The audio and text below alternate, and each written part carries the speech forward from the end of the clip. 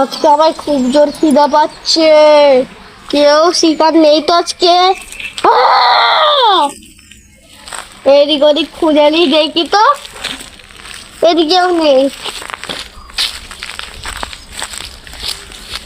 এইদিকেও নেই, এদিকেও নেই, কোথাও নেই। ওই তো একটা বাচ্চা, এর সামনে থেকে গেলে হবে রে, পিছন দিকে যাই আসতে। খুব জোরে খিদে হয়েছে, একটাও শিকার পাইনি সেই থেকে।